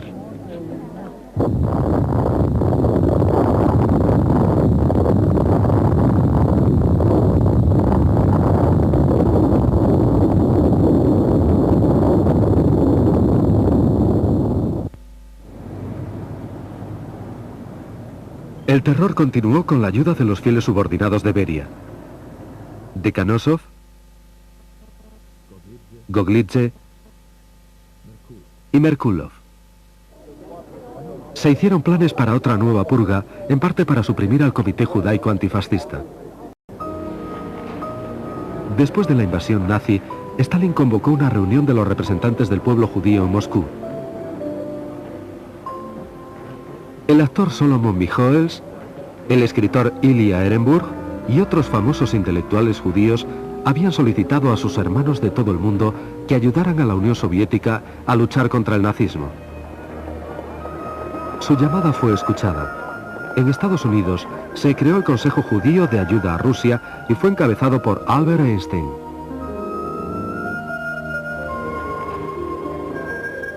Después de la guerra el comité ya no era necesario. En enero de 1948, su presidente Solomon Michoels fue enviado a Minsk para supervisar unas actuaciones teatrales. Iba acompañado por un experto en arte de la NKVD.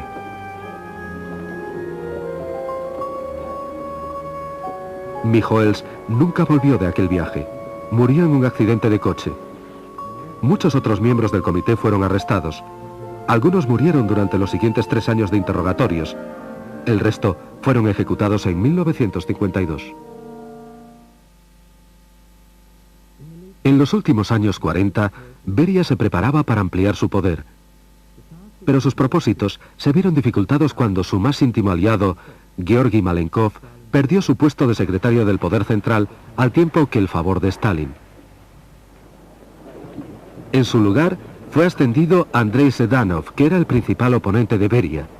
Con él, su ala política obtuvo puestos clave. Pero en 1948, Sedanov murió súbitamente y Malenkov volvió a su antiguo puesto. Juntos, Beria y Malenkov podían controlar a todos los miembros del partido y de esta manera dominar el país entero. Solamente Stalin tenía un poder mayor aún. Pero el 1 de marzo de 1953 sufrió un ataque al corazón y murió poco después en su dacha.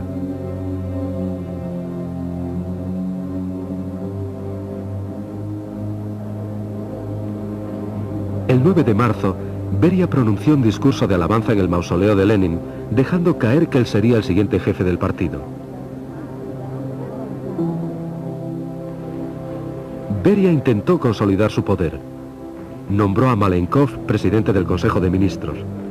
A una sugerencia suya, el personal de la seguridad del Estado y la policía fueron unificados bajo el mando del Ministerio de Asuntos Exteriores, dirigido por Beria. Beria planeaba eliminar a sus rivales de élite del partido: Molotov, Voroshilov, Kaganovich, Mikoyan, Bulganin y Khrushchev, y secretamente puso a sus hombres en alerta.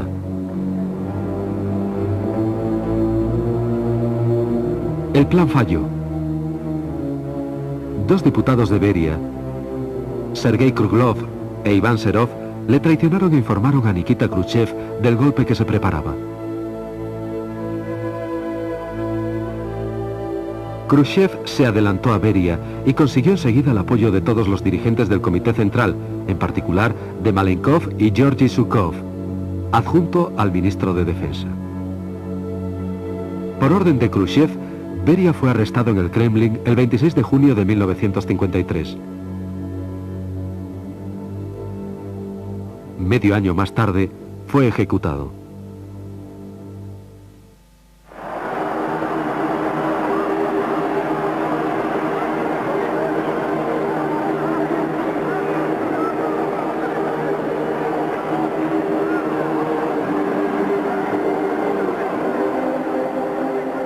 A los 3 meses, Khrushchev nombró a Iván Serov primer presidente de una nueva institución que llegaría a alcanzar renombre mundial: el Comité de la Seguridad del Estado, el KGB. Bajo esta nueva denominación, el servicio de seguridad soviético operaría durante más de 4 décadas, siguiendo la tradición de la Checa, de la OGPU y la NKVD.